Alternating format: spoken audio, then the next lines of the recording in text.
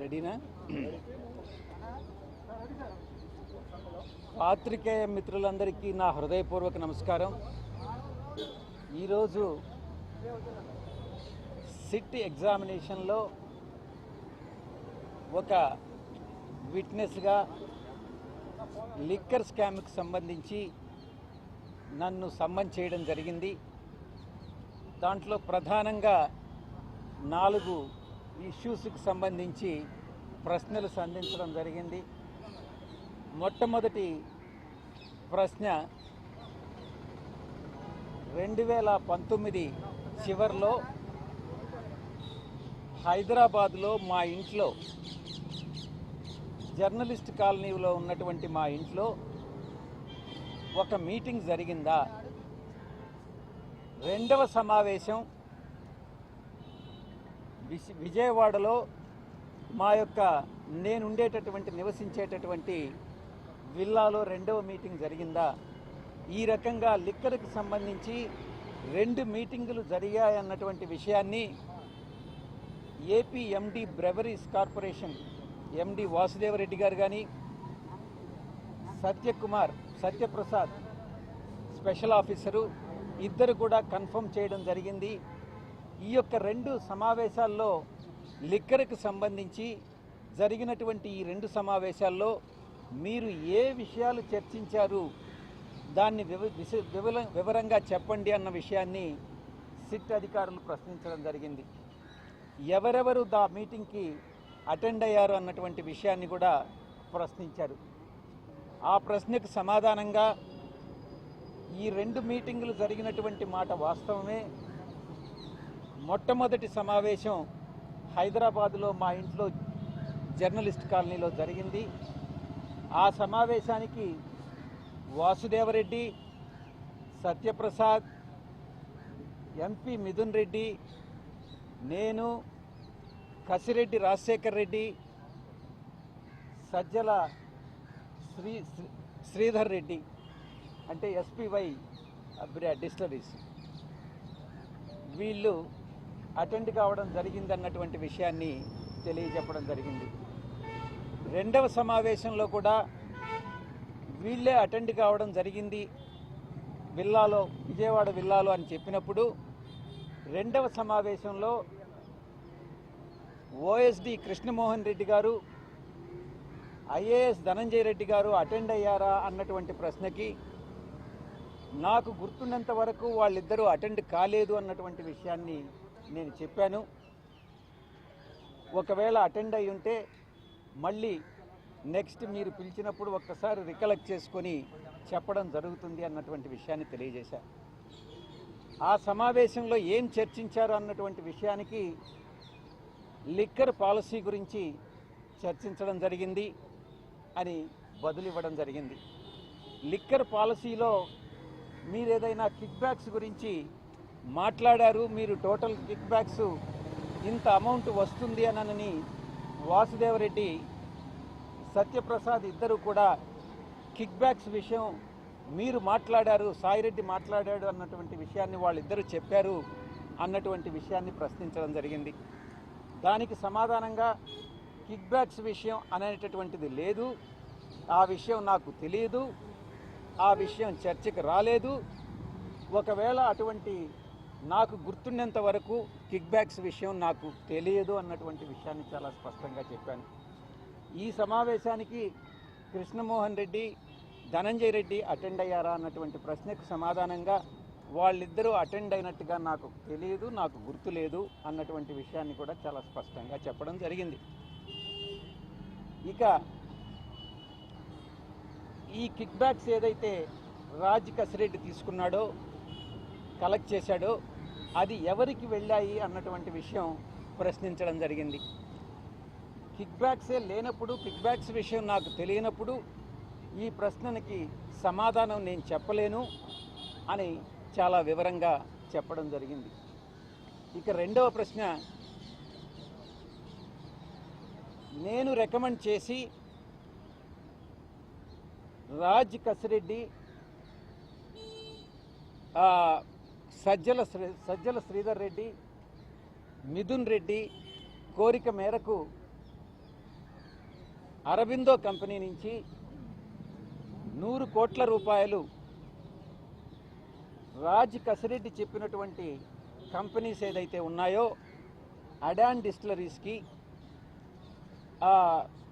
డీకార్ట్ company, ఈ 2 కంపెనీలకి, adorn డిస్టిలరీస్కి 60 కోట్లు, డీకార్ట్ కంపెనీకి 40 కోట్లు మీరు రికమెండ్ చేసి ఇప్పించారా? మీరు ఎవరు చెప్తే రికమెండ్ చేశారు అన్నటువంటి విషయాన్ని ప్రశ్నించడం జరిగింది. నేను ఎవరు నాకు వాళ్ళ చేత ఇప్పించమని చెప్పలేదు. రాజ్ కసిరెడ్డి, మిథున్ రెడ్డి, సజ్జల శ్రీధర్ రెడ్డి ముగ్గురు నా దగ్గరికి వచ్చి మేము వ్యాపారం చేసుకుంటాం, ఒక 100 కోట్ల రూపాయలు అప్పు ఇప్పించండి మీ అరబిందో కంపెనీ చేత అన్నప్పుడు నేను అరబిందో శరత్ చంద్రారెడ్డికి రికమెండ్ చేసి 100 కోట్ల రూపాయలు, 100 కోట్ల రూపాయల్లో 60 కోట్ల రూపాయలు అడానికి, ఒక 40 కోట్ల రూపాయలు డీకాట్ అనే కంపెనీకి 12% సంవత్సరానికి వడ్డీ చొప్పున నేను రికమెండ్ చేసి ఇప్పించడం వాస్తవమేనన్నటువంటి విషయాన్ని నేను చెప్పాను. ఈ విషయాన్ని ఎవరైనా మీకు ఉన్నత పదవుల్లో ఉండేటటువంటి రాజకీయ నాయకులు కానీ, బ్యూరోక్రాట్స్ కానీ మీరు చెప్తే ఇప్పించారా అని పదే పదే ప్రశ్నించడం జరిగింది. దానికి సమాధానంగా నేనే రికమెండ్ చేసి ఇప్పించాను, ఎవరు కూడా నాకు ఇప్పించమని చెప్పలేదు. ఈ యొక్క 60 కోట్లు ప్లస్ 40 కోట్లకి వడ్డీతో సహా తిరిగి రీఫండ్ చేశారా అన్నటువంటి ప్రశ్నకు సమాధానంగా 60 కోట్ల రూపాయల మీద 12% వడ్డీ రిటర్న్ చేయడం జరిగింది. 40 కోట్ల మీద వడ్డీ, 40 కోట్ల ప్రిన్సిపల్ అమౌంట్ రిటర్న్ చేయడం జరిగింది. వడ్డీ మాత్రం ఇంకా ఇవ్వలేదు, అది డిస్ప్యూట్లో ఉంది అన్నటువంటి విషయాన్ని కూడా స్పష్టత ఇవ్వడం జరిగింది. ఈ యొక్క 40 కోట్లు కానీ, ఈ 60 కోట్లు కానీ ఏ రకంగా వాళ్ళు యూటిలైజ్ చేశారు అన్నటువంటి ప్రశ్నకు సమాధానంగా ఈ అడాన్ అనే కంపెనీ ఎందుకు ఫ్లోట్ చేశారు, ఎవరు ఫ్లోట్ చేశారు, ఏ కారణానికి ఫ్లోట్ చేశారు అన్నటువంటి విషయం నాకు తెలియదు. ఇది రాజ్ కసిరెడ్డికి సంబంధించినటువంటి, నేను లోన్ మాత్రం ఇప్పించాను. ఆ కంపెనీలు ఏ రకంగా ఈ ఫండ్స్ను యూటిలైజ్ చేసుకున్నాయి, ఏ రకంగా దాన్ని రీఫండ్ ఇచ్చారు అన్నటువంటి విషయం రాజ్ కసిరెడ్డి మాత్రమే చెప్పగలడు. నేను సమాధానం చెప్పలేనటువంటి ప్రశ్న అన్నటువంటి దాన్ని నేను వివరంగా చెప్పడం జరిగింది సిట్ అధికారులకి. ఇక ఇంటర్ స్టేట్ అంటే ఒరిస్సాలో లిక్కర్ కొని తమిళనాడుకు మనం ట్రాన్స్పోర్ట్ చేస్తున్నాము.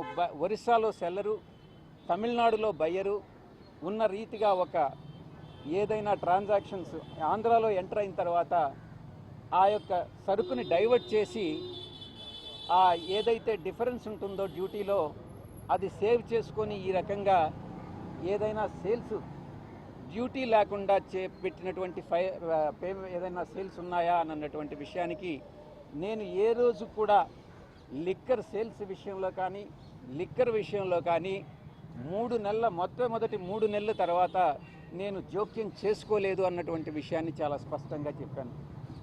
ఇవన్నీ కూడా రాజ్ కసిరెడ్డి మాత్రమే వీటికి జవాబు చెప్పగలడు, నేను చెప్పలేనటువంటి ప్రశ్నలు అన్నటువంటి విషయాన్ని చాలా స్పష్టంగా చెప్పడం జరిగింది. ఇక 4వ అంశంకి వస్తే, ఇక్కడ లోకల్గా ఉన్నటువంటి రాజ్ కసిరెడ్డి ఒక 3 కంపెనీలని, పీవీ స్పిరిట్స్, ఇంకొక 2 కంపెనీలని లీజుకి తీసుకొని, దానిలో ఉన్నటువంటి టైం కానీ మిషనరీ కానీ లీజుకి తీసుకొని దాంట్లో కొన్ని కొత్త బ్రాండ్లను ప్రొడ్యూస్ చేసి ఆ ప్రొడ్యూస్ చేసినటువంటి బ్రాండ్స్ని బెల్ట్ షాపుల ద్వారా డ్యూటీ లేకుండా అమ్మడం జరిగిందా అన్నటువంటి దాన్ని ప్రశ్నించడం జరిగింది. ఇది రాజ్ కసిరెడ్డి బదులు ఇవ్వాల్సినటువంటి అంశం. నాకు ఈ విషయంగా ఏమీ తెలియదు అన్నటువంటి విషయాన్ని చాలా స్పష్టం చేశాను. ఈ 4 ప్రశ్నలకి సమాధానం చెప్పిన తర్వాత అధికారులు తృప్తి పడ్డారన్నటువంటి విషయాన్ని నేను భావిస్తూ, ఈ యొక్క మరి ఫ్యూచర్లో భవిష్యత్తులో ఇంకా ఏదైనా ప్రశ్నలుండి నేను సమాధానాలు చెప్పాల్సినటువంటి అవసరం ఉంటే నేను మళ్ళీ తిరిగి వస్తాను, మీరు ఎప్పుడైనా పిలవచ్చు అన్నటువంటి విషయాన్ని తెలియజేసుకుంటూ ఈరోజు సెలవు తీసుకోవడం జరిగింది.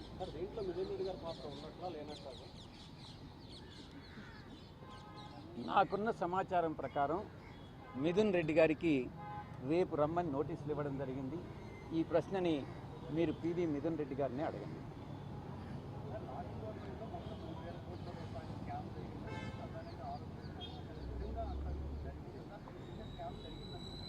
మీరు అడిగే ఊహాజనితమైనటువంటి ప్రశ్నకి నా దగ్గర సమాధానం లేదు. స్కామ్ అన్నటువంటిది జరిగిందా లేదా అని అన్నటువంటిది లిక్కర్తో సంబంధం లేనటువంటి వ్యక్తి నన్ను ఎలా జవాబు చెప్పమంటారు? మొట్టమొదటి 2 సమావేశాలు 3 నెలల్లో, అంటే అక్టోబర్, నవంబర్, డిసెంబర్ తర్వాత ఏ ట్రాన్సాక్షన్లో కూడా నాకు సంబంధం లేదు. అప్పటికింకా అసలు లిక్కర్ పాలసీ ఇంప్లిమెంటేషన్కి రాలేదు.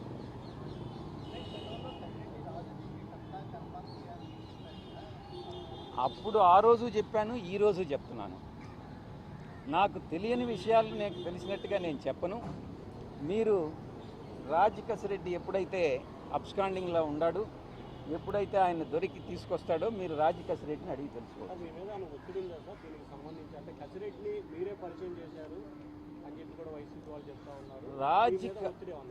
రాజ్ కసిరెడ్డిని పార్టీలో వ్యక్తులు నాకు పరిచయం చేయడం జరిగింది.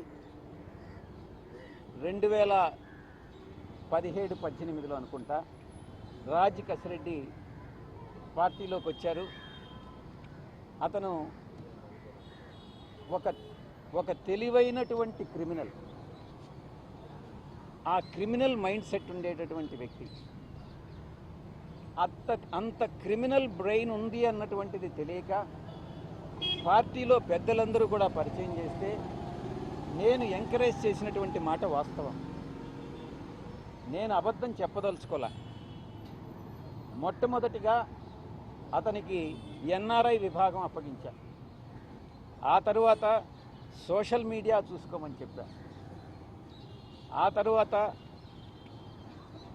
ఈ ప్రశాంత్ కిషోర్ గారు అక్కడి నుంచి వస్తూ ఉంటే ఆయన మనకు కన్సల్టెంట్గా ఉన్నప్పుడు ఆయనకు ప్రోటోకాల్ అంతా చూసుకోమని చెప్పడం జరిగింది. ఈ రకంగా పార్టీలో అతి ముఖ్యమైనటువంటి బాధ్యతలు అతనికి అప్పగించింది నేనే, ఎంకరేజ్ చేసింది నేనే. ఈ విషయంలో నేను తప్పు చేశాను అన్నటువంటి భావన ఈరోజు నాకు కలుగుతూ ఉంది. ఇంత దుర్మార్గపు వ్యక్తి ఏ రకంగా నన్ను మోసగించాడు అన్నటువంటి విషయం నాన్నే ఆశ్చర్యానికి గురి చేస్తుంది. ఎవరి నుంచి? మీరు అడిగే ప్రశ్న చాలా స్పష్టంగా అడగాలి. మీకు ఒత్తిడి వచ్చిందా అని కాదు, నాకు ఎవరి దగ్గర నుంచి ఒత్తిడి వచ్చింది అని మీరు భావిస్తున్నారు? ఆయన ముందు జవాబు చెప్పండి. అంటే జనరల్గా మీరు ఆ పార్టీ నుంచి బయటకు వచ్చి ఉన్నారు కదా, సో మీరు గతంలో 5 సంవత్సరాలు అక్కడ ఉన్నప్పుడు ఏ ఎపిసోడ్ గురించి మాట్లాడలేదు, బయటికి రాగానే ఏ ఎపిసోడ్ గురించి చర్చ వచ్చింది. మీరే రాజ్ కసిరెడ్డి కర్త కర్మ క్రియ అన్నారు కాబట్టి, సో ఈ రాజ్ కసిరెడ్డి వెనక కొంతమంది పెద్దలు ఉంటారు కాబట్టి ఏమన్నా ఒత్తిడి వచ్చిందని యాంగిస్తారు అంటే ఆ పార్టీ నుంచి ఏమైనా? 5 సంవత్సరాల పాటు మీరున్నారు, అతనితో కలిసి ఉన్నారు, అప్పుడు మాట్లాడలేదని అంటే అప్పుడు మీరు అడగలా, నేను జవాబు చెప్పలా. రాజ్ కసిరెడ్డి కర్త కర్మ క్రియ అని చెప్పారు. ఆయన ఒక్కడి వల్ల సాధ్యం అవుతుందా? ఆయన వెనకుని నడిపించే వాళ్ళు ఎవరు? మిమ్మల్ని నీకు తెలుసు, రాజ్ కసిరెడ్డి వెనక ఎవరైనా వ్యక్తులు ఉన్నట్టు మీకు కానీ తెలిస్తే నాకు చెప్తే నేను కూడా సంతోషిస్తాను. మిమ్మల్ని సిట్టు విచారణ సందర్భంగా అలాంటి ప్రశ్న ఏమైనా అడిగారు? మీరు ఏమైనా సమాధానం అడిగారు. రాజ్ కసిరెడ్డి ఒక సాధారణమైనటువంటి వ్యక్తి. ఆ అథారిటీ అతనికి ఎవరిచ్చారు అన్నటువంటి విషయం సిట్ నన్ను అడగడం జరిగింది. నాకు తెలియదు అన్నటువంటి విషయం చెప్పాను.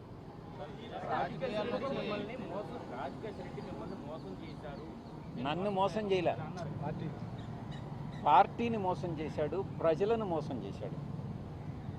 నాకు వ్యక్తిగతంగా అతను చేసినటువంటి మోసం ఏమీ లేదు.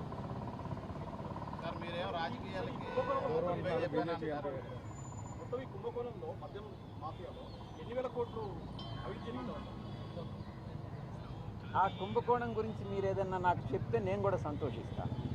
మీరు చెప్తున్నారు కదా కుంభకోణం. ఈ ప్రశ్న రాజ్ కసిరెడ్డిని వేయాలి. మీరు ఆయన దగ్గర సమాధానం తీసుకొని నాకు కూడా చెప్పండి.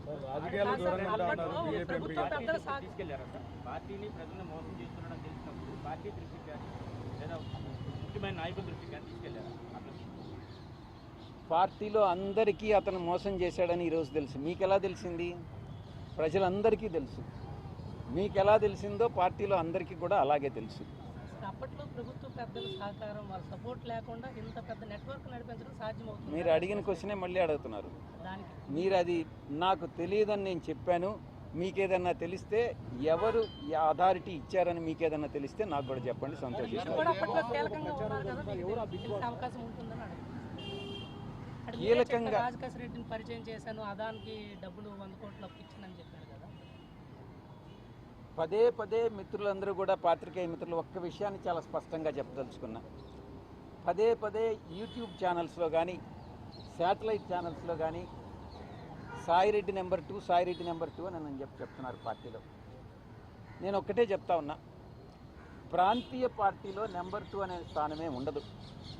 అప్పట్లో మా అధ్యక్షులు, మా పాత పార్టీ అధ్యక్షులు కూడా స్వయంగా చెప్పారు, 1 నుంచి 100 వరకు ఎవరు ఉండరు, 101 నుంచే ఉంటుంది.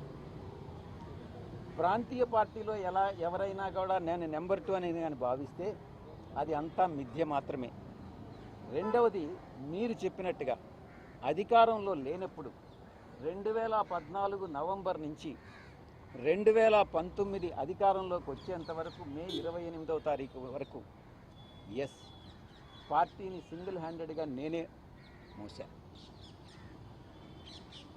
జగన్ గారికి నేరుగా ఆయన ఆదేశాలను తీసుకొని నేను, జగన్ గారు, ప్రశాంత్ కిషోర్ ముగ్గురు ప్లాన్ చేసి మిగతా అందరు నాయకుల్ని కలుపుకొని పార్టీని ముందుకు నడిపించాం. నేను అప్పుడు కూడా నెంబర్ 2గా భావించలే. ఆ తర్వాత కాలక్రమేణా అధికారంలోకి వచ్చిన తర్వాత ఒక 6 నెలలకి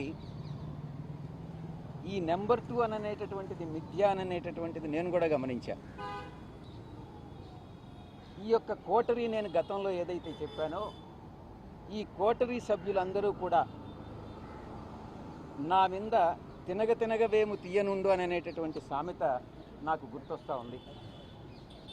మా యొక్క నాయకుడికి, అప్పట్లో నాయకుడికి చెప్పి సాయిరెడ్డి ఒక వెన్నుపోటుదారుడు అవుతాడు, ఏ రోజైనా మీకు మీ యొక్క స్థానానికి ఆయన స్థానభ్రంశం చేస్తాడు అన్నటువంటిది ఆయనకి చెప్పి, నేనేదో కొన్ని వేల కోట్ల రూపాయలు దోచేశాను అన్నటువంటి అపవాదనంతా నా మీద మోపి, ఈ యొక్క కోటరీ ఆయన మనసును మార్చి నన్ను 2వ స్థానం నుంచి, మీరు అనుకునే 2వ స్థానం నుంచి స్లోగా తగ్గించుకుంటా నాకు ఇచ్చిన పదవులన్నింటినీ కట్ చేసుకుంటా వచ్చి నన్ను 2000 స్థానంలో నిలబెట్టింది. చాలా అవమానాలు పాలయ్యా. ఈ కోటరీ మరొక్కసారి చెప్తా ఉన్నా, ఈ అవమాన భారం తాళలేక, ఈ కోటరీ యొక్క వేధింపులు తాళలేక,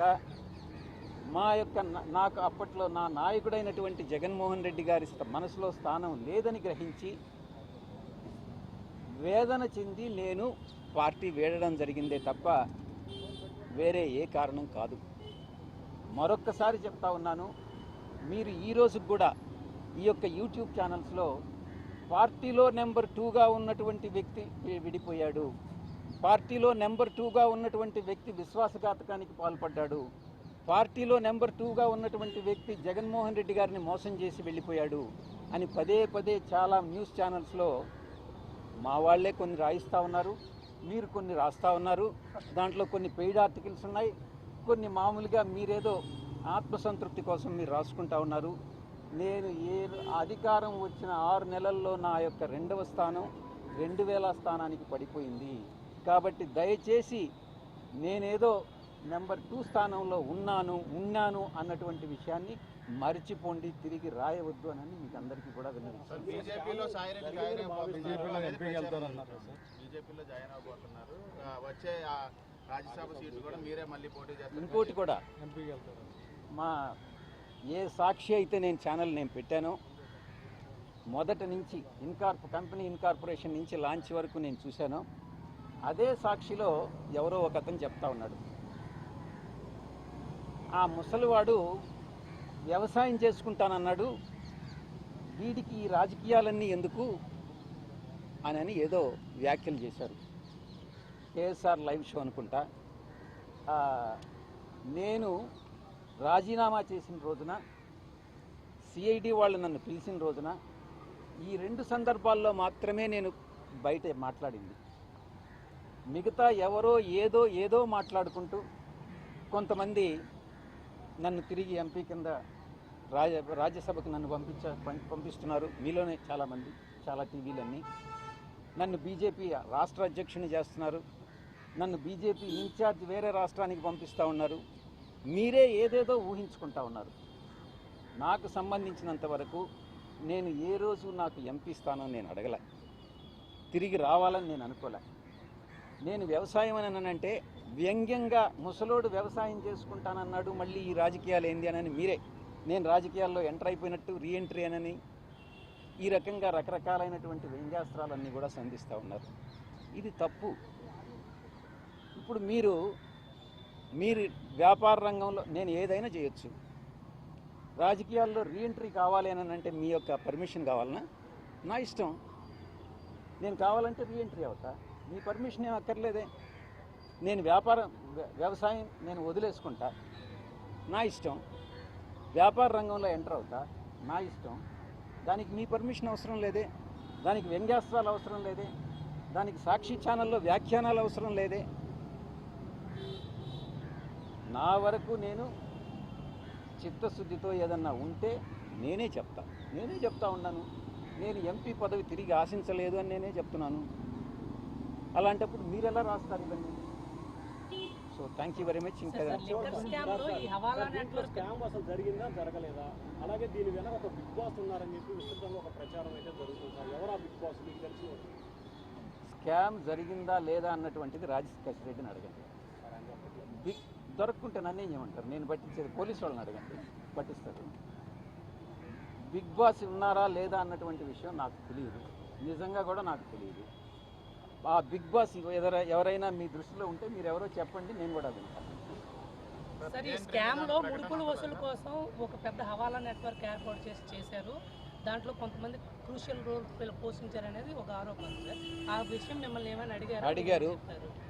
ఈ యొక్క రాజ్ కసిరెడ్డితో ఎవరెవరు అసోసియేట్ అయ్యారు అన్నటువంటి విషయాన్ని అడగడం జరిగింది. ఆ రాజ్ కసిరెడ్డితో నేను ఒక్కటే చెప్పాను. రాజ్ కసిరెడ్డి ఆయన కో brother Avinash Reddy, Raj Kasireddy co brother Avinash Reddy, Raj Kasireddy మరో అనుచరుడు చాణక్య అలియాస్ ప్రకాష్, చాణక్యరాజ్, 3 కిరణ్ అనేటటువంటి వ్యక్తి, 4 సుమీత్ అనేటటువంటి వ్యక్తి, 5 సైఫ్ అనేటటువంటి వ్యక్తి, మిగతా చాలామంది ఈ యొక్క నెట్వర్క్లో ఉన్నారు అన్నటువంటి విషయాన్ని నేను చెప్పాను. నేను చెప్పింది ఇంతకు ముందే వాసుదేవరెడ్డి కానీ సత్యప్రసాద్ కానీ ఇద్దరు కూడా చెప్పిన మాటలనే నేను చెప్పాను. వాళ్ళు ఇచ్చినటువంటి స్టేట్మెంట్ ఆధారంగా నన్ను ప్రశ్నించడం జరిగింది. వాళ్ళ స్టేట్మెంట్ కరెక్ట్ అయితే ఇది కూడా కరెక్ట్ అని చెప్పాను. మళ్ళీ వాళ్ళు ఎప్పుడు పిలిస్తే అప్పుడు వస్తా.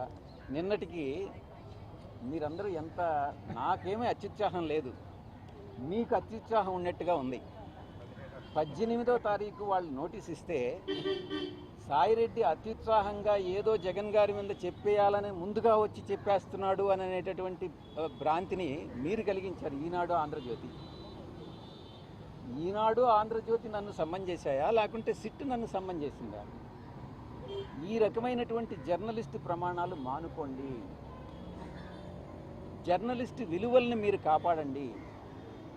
అందుకే నేను గతంలోనే చెప్పా, ఎప్పటి నుంచో కూడా నాకు ఈ ఛానల్ స్టార్ట్ చేయాలని ఉంది అని. ఈ యొక్క ప్రమాణాలు చూసి కొంచెం విలువైనటువంటి మంచి ఛానల్ నిర్మిస్తే నాకు భగవంతుడు కానీ డబ్బులు ఇస్తే నేను ఫస్ట్ చేసేది అదేనని మీ అందరికీ కూడా తెలియజేసుకుంటాను.